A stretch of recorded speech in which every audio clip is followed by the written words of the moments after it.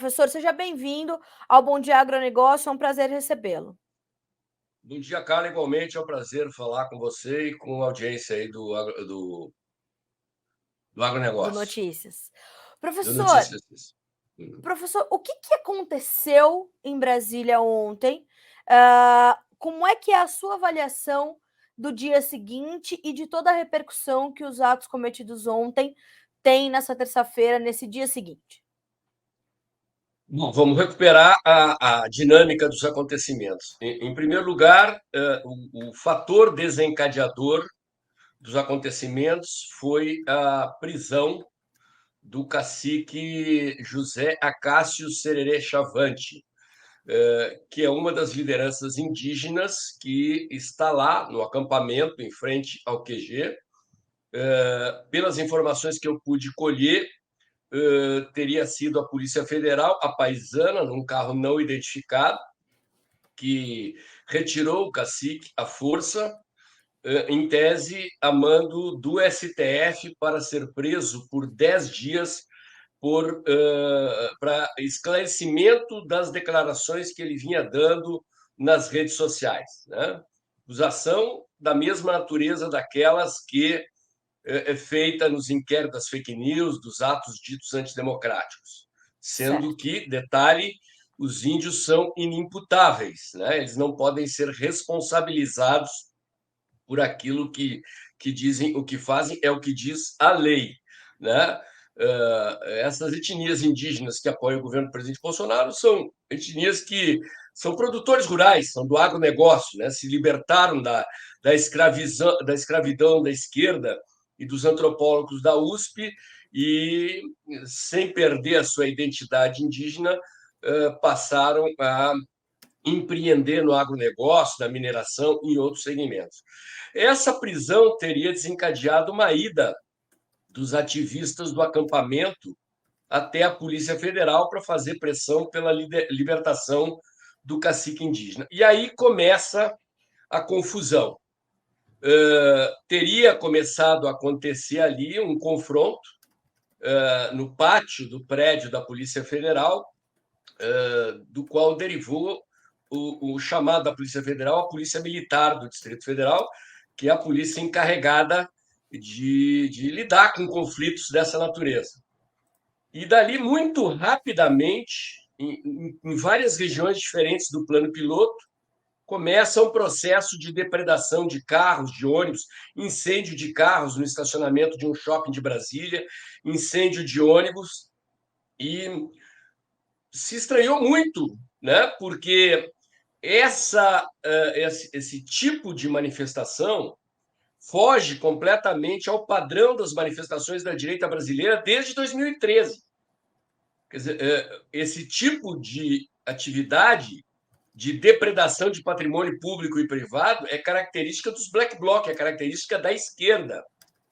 Nunca aconteceu, em anos de manifestações da direita, este tipo de prática. E aí nos cabe fazer duas perguntas que se fazem os investigadores policiais quando eles estão diante de de um crime recém cometido ou descoberto que eles precisam desvendar. E as perguntas são: a quem beneficia esse tipo de prática e o que ganha o beneficiário? Eu pergunto, isto beneficia a direita ou a esquerda? O que a direita ganharia com isso? O que a esquerda ganharia com isso? Do meu ponto de vista, beneficia a esquerda, e a esquerda ganha, como você mesmo citou, né? Um deputado do PT, o senador do Acre, né? Mas não só ele, outros atacando a direita como golpista, chamando o vandalismo de prática nossa, né? E uma outra retórica que está acompanhando na boca do Flávio Dino e de outros é de que é uma minoria infiltrada, né? Uma minoria não é o todo. Acontece que começaram a surgir, cara, imagens que mostram o tipo de indivíduo que estava praticando esse vandalismo. E são indivíduos do tipo black bloc, roupa preta, máscara no rosto ou camiseta envolta no rosto para não permitir a identificação, estilingues, pedras, coquetéis Molotov, revelando que não é uma minoria radicalizada do bolsonarismo raiz, mas que são infiltrados de esquerda, tentando criar um constrangimento, jogar a opinião pública contra a direita, alimentar a imprensa tradicional, que é esquerdista, que apoia esse governo, na tentativa de constranger alguma coisa que possa obstaculizar a posse do candidato do TSE. Eu estou convicto, estou desde ontem à noite, agora de manhã, novas imagens. Se você quiser, Carla, depois eu passo aí para o Notícias Agrícolas. Já passei para o João lá para a gente exibir no Tempo e Dinheiro. Vou Sim, tratar desse assunto no meu vídeo de hoje no canal Dextra. São muitas imagens com indivíduos deste perfil, sim, vestidos de preto, nenhum de verde e amarelo, né? E há um caso de um indivíduo com a camiseta do Bolsonaro, mas o que aconteceu? Em todas essas manifestações desse período agora, os manifestantes não estão caracterizados como bolsonaristas. Eu mesmo, quando fui fazer a minha reportagem no 15 de novembro, no QG em São Paulo, eu estava com uma camiseta do Bolsonaro e o pessoal me pediu para tirar, dizendo que era um movimento dos brasileiros pedindo esclarecimento e não um movimento pró-Bolsonaro. Eu tive que comprar uma outra camiseta da seleção brasileira para trocar, né? Então, assim, a orientação do movimento que está nas ruas desde o dia 1º de novembro é use verde e amarelo, mas não use caracterização do Bolsonaro. Mas, exceto esse cidadão que foi flagrado com a camiseta do Bolsonaro, todos os outros que estavam praticando vandalismo são black bloc, de preto, com o rosto coberto, usando estilingue, pedras, coquetéis Molotov, mostrando que era uma operação articulada. E a rapidez com que o episódio se difundiu no plano piloto, da sede da Polícia Federal para outros pontos, com incêndio de carros, estacionamentos de shopping, incêndio de ônibus, né? Inclusive há vídeos dos caras gritando fora Bolsonaro, no momento sim. em que forçam passageiros a desembarcar no ônibus para tocar fogo ou estão atirando coquetéis Molotov em carros estacionados no shopping de Brasília. Então, essa é a minha leitura dos acontecimentos. Para mim, está caracterizado que foi uma armação da esquerda para criar uma narrativa que constranja qualquer possibilidade de que algo venha a impedir a posse do candidato do TSE. Professor, o que a grande mídia também tem questionado muito, e hoje, claro, né, o Jorge Viana estava nadando de braçada mais cedo aqui, dando a sua entrevista, o Flávio Dino ontem também, no calor dos acontecimentos, também já falando, né, com alguma autoridade que acha que já tem, o que nós podemos perceber é que eles sempre dão um jeito de falar sobre o silêncio do atual governo, né? Presidente Jair Bolsonaro ainda é presidente, ainda está presidente, e eles insistem em falar sobre esse silêncio do Bolsonaro. E é uma coisa que o senhor tem analisado desde o fim das eleições. Como é que o senhor tem avaliado este momento e realmente o Jair Bolsonaro um pouco mais contido agora? Como é que a gente tem que entender esse silêncio por parte do presidente e dos seus e ainda, né, do seu time de ministros, do seu time efetivo, né, não só de ministros. Olha, eu acho que a esquerda gostaria de comprometer o presidente, né? Sim, Eles têm dito claramente que querem tornar o presidente inelegível, que querem prender o presidente, pelo menos o Carlos Bolsonaro, um dos filhos do presidente. Os discursos do presidente do TSE ontem na posse, do próprio Lula, o Lula voltou a reiterar a irregulação de redes sociais, em censura, e o Alexandre de Moraes roubou a festa, né? Fez um discurso mais longo do que o próprio candidato dele, reafirmando a intenção de perseguir bolsonarista, de seguir na sanha autoritária, de censura, de perseguição, de multas, de desmonetização, de fechamento de canais, perfis em redes sociais. Isso foi reafirmado, assim como tem sido encaminhadas, né? O deputado Ivan Valente do PSOL encaminhou ao TCU denúncias tentando por ali uma impugnação do candidato do presidente Bolsonaro, uma inelegibilidade do presidente. Eles estão tentando por vários caminhos e eu acho que eles gostariam que o presidente fizesse algum pronunciamento que o comprometesse, né? Assim Sim. como foi feito com o Trump no Capitólio. Quer dizer, isso foi, a meu ver, foi uma armação, uma tentativa fracassada, esses acontecimentos de Brasília ontem, de criar um Capitólio 2 e tentar responsabilizar o presidente Bolsonaro, né? E o presidente não está dando motivo para isso, razão pela qual ele está em silêncio. E eu acredito, hoje tem uma matéria no site Metrópolis de que o presidente tentaria uma última tentativa de impugnação da eleição, porque tem um detalhe, cara. O artigo 14 da Constituição, os parágrafos 10 e 11, ele define que o período para contestação do resultado de uma eleição começa no ato da diplomação. Então, quem quiser contestar o resultado da eleição tem 15 dias para contestar a partir da diplomação. Então, abriu-se ontem o prazo e o presidente estaria em conversações com o PL na tentativa de que o PL ingresse com esse pedido de impugnação. E então ainda há possibilidades, e eu acho que essa é uma das razões do silêncio do presidente. O presidente sempre foi muito criticado por falar muito e não fazer. A minha Exato. impressão é que o presidente parou de falar para fazer. Então, eu acho que isso é o que teme a esquerda, isso é o que teme o TSE, é que essa possibilidade de contestação vá à frente e que fique comprovado que o candidato deles, de fato, não foi o escolhido da maioria da população. Professor, de outro lado, nós temos um outro silêncio que chega a ser ensurdecedor, que é o silêncio dado como a única resposta aos milhares de brasileiros que continuam se manifestando. Vai fazer 2 meses, né, essa manifestação de milhares de pessoas que estão ali na frente dos quartéis, pedindo. Claro que a gente vai pensar uma pequena minoria, né, pedindo ali algumas pautas que podem sim ser questionadas, mas a maior parte daquelas pessoas, elas buscam respostas das instituições constituídas sobre o processo eleitoral, resposta esta que nunca chega, né? O TSE ou o próprio Alexandre de Moraes ainda não falou aos brasileiros, né? Que ali estão. Eu queria também, professor, por gentileza, a sua análise dessas pessoas que ainda estão lá e se de fato é isso que elas estão esperando. Uma resposta que elas podem até não concordar com a resposta, mas uma resposta que nunca chegou.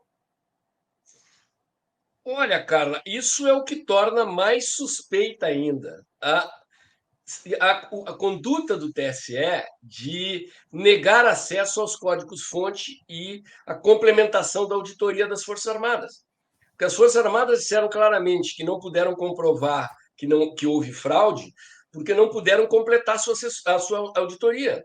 E a complementação da auditoria depende do acesso aos códigos-fontes, do acesso ao sistema, para que seja feito um rastreamento dos programas utilizando softwares, ferramentas. São milhões de linhas de comando nos programas da urna e do sistema que precisariam ser investigados, e o TSE só permitiu aos militares averiguar o sistema por uma semana com papel e lápis na mão. Não puderam usar softwares para rastrear milhões de linhas de comando de programas, e é impossível você encontrar alguma distorção numa ou em algumas linhas de comando sem utilizar softwares. Isso no mercado de informática é a coisa mais comum que tem. Grandes empresas, bancos, estão sempre verificando os seus sistemas para ver se eles não foram invadidos e algum software malicioso não foi inserido no sistema, né? E ficou comprovado que o sistema é vulnerável a vários tipos de invasão, um dos quais, inclusive, quando o sistema se comunica com os computadores da Oracle, uma empresa estrangeira, que faz o processamento dos dados. Essa é uma das acusações de que há violação da segurança nacional, porque não poderia haver uma empresa estrangeira envolvida no processo eleitoral e não poderia haver processamento dos dados da eleição fora do Brasil ou sob domínio de uma empresa. O TSE teria que completar todo o processo de averiguação do sistema e não é o que acontece. Então, seria muito simples pedir para esses brasileiros ir para casa. Abre o sistema, permite a auditoria, se ficar comprovado que o candidato deles foi o vencedor, eu tenho certeza que as pessoas vão para casa pacificamente aceitar o resultado. Mas essa negativa é o que torna mais suspeita ainda a suspeita que já existe dessa parcela enorme dos brasileiros que não confiam no sistema. Certo. Professor, o que a gente vai ter que observar de hoje para frente? O senhor cita esse prazo que há de 15 dias para contestação do candidato que foi diplomado, vamos entender, esse é um ponto. O que mais a gente tem que olhar, principalmente depois do ocorrido ontem em Brasília, como é que o senhor acha que vai ficar o clima lá no Congresso, nesse momento de governo de transição? O que o senhor espera ver nesses próximos dias, nessas próximas semanas, até o final de 2022? Aqui temos que estar atentos. Bom, o Congresso Nacional entra em recesso agora, se não me engano, dia 16 de dezembro, né? Então, dali eu acredito que não aconteça mais nada, tanto que estão fazendo pressão para a Câmara votar essa semana a PEC fura-teto, essa PEC do fim do mundo aí, em que foi aprovada no Senado, em que eles furam o teto de gasto, estão com dificuldade ali com o Arthur Lira. Então, essa semana tem um foco ali para ver essa questão da aprovação. Mas, em relação a essa demanda dos brasileiros, os olhos se voltam para o presidente Bolsonaro, para as lideranças das Forças Armadas, dos comandos das Forças Armadas, e para este processo de pedido de contestação da eleição. Então, nós temos um processo impetrado pelos senadores da Comissão de Transparência e Fiscalização, que está no Superior Tribunal Militar, que é um processo que faz essa denúncia em relação aos computadores da Oracle e ao cerceamento da auditoria dos militares, que está tramitando, que pode vir a ser julgado a qualquer momento, estamos no aguardo, isso é uma das questões que é foco de atenção. E o outro foco de atenção é alguma atitude do presidente, né? Pode acontecer essa semana, né? Talvez até o recesso do Congresso ofereça uma oportunidade para uma atitude. Vamos aguardar, as atenções devem se voltar, a meu ver, para esses pontos focais. É interessante, né, professor? Porque de manhã também a grande mídia estava ali dizendo que o diretor da Polícia Federal estava num restaurante jantando em Brasília, enquanto estava o caos instalado na capital federal, mas o mesmo portal deu a informação de que Lula e Alexandre de Moraes foram a um samba na casa de Cacai após a diplomação no TSE. Foi uma confraternização depois da diplomação lá de Lula, e aí o Rui Costa, né, que vai ser o ministro da Casa Civil, disse que era apenas uma confraternização, que não estava só Lula e Alexandre de Moraes, mas estava também o senhor Ricardo Lewandowski, estava todo mundo ali comemorando num samba na casa do Cacai, que é um advogado, né, professor? É o senhor Antônio Carlos de Almeida Castro. Estavam todos ali comemorando. Mas o diretor da Polícia Federal que estava ali jantando em Brasília está sendo escorraçado. Você estava num restaurante. Como a gente consegue convergir as informações para o mal, hein, professor? Carlinha, essa confraternização é uma mostra da promiscuidade que há entre aqueles que escolheram o candidato que saiu das urnas, né? Quer dizer, uma promiscuidade absolutamente condenável entre juízes e bandidos, né? E Cacai é um dos advogadões de Brasília, um dos grandes escritórios de advocacia de Brasília, sempre por trás das tentativas de livrar políticos das suas contradições com a lei, né? É um dos caras com acesso ao STF, advoga lá na Suprema Corte, ou seja, quando os processos chegaram no seu estágio final, e ele não atende só políticos, atende grandes empresários, bancos, gente que precisa de decisões no STF, e é absolutamente condenável que juízes da corte que lidam com os processos do advogado vão confraternizar na casa do advogado, né? Com alguém, inclusive, que esteve envolvido em processos julgados na Suprema Corte, que foi tirado da cadeia por um juiz da Suprema Corte numa manobra jurídica absolutamente suspeita e inusitada, todos juntos comemorando a suposta vitória deles, né? Vamos Sim. ver, ainda temos um prazo aí para que algo aconteça para melar a comemoração desse tipo de gente. Professor, antes da gente concluir, eu quero só atender aqui a colocação da nossa audiência, falando sobre a ficha criminal do cacique, que foi preso, né? Ele é acusado de tráfico de drogas, acusado disso e daquilo. Acho que a gente pode pontuar essa situação só para não dizer que não falamos sobre isso ou que estaremos, né, acobertando alguma informação. Não é o caso, há essas acusações realmente, né, professor? Mas ele foi também colocado ali na grande mídia agora.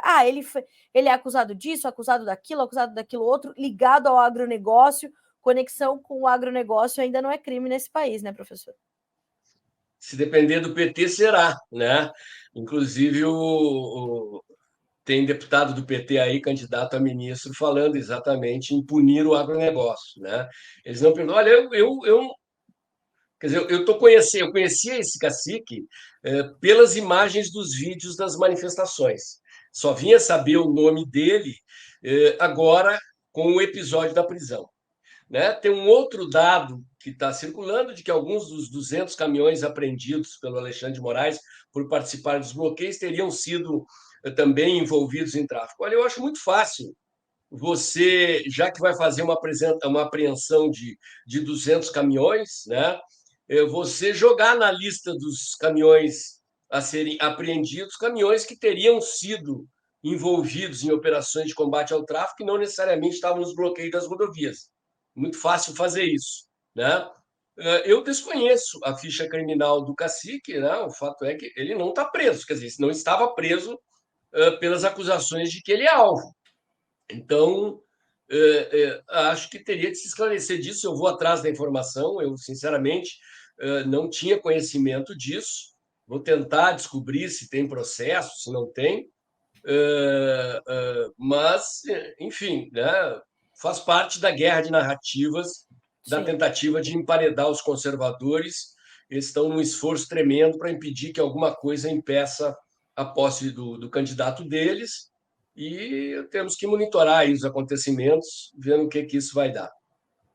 Professor, lhe agradeço demais por estar conosco nessa manhã de terça-feira, nesse dia seguinte de Brasília, porque acho completamente importante e relevante termos a sua lucidez e a sua perspicácia, né, em observar os detalhes do que aconteceu ontem, para a gente poder trazer esse registro também que foge que faz parte dessa guerra narrativa também, a cobertura da grande mídia. Muito obrigada mais uma vez. E mais tarde estamos juntos lá no Tempo e Dinheiro com o João Batista Olive para sua análise da tarde. Bom dia para o senhor, professor. Obrigada mais Bom uma dia, vez. Carlinha. Obrigado pela oportunidade. Estou sempre à disposição do Notícias Agrícolas. Aí é um prazer falar para essa audiência qualificada do agro brasileiro. Muito obrigada, professor. O prazer é todo nosso. Até mais. Um Até mais. abraço.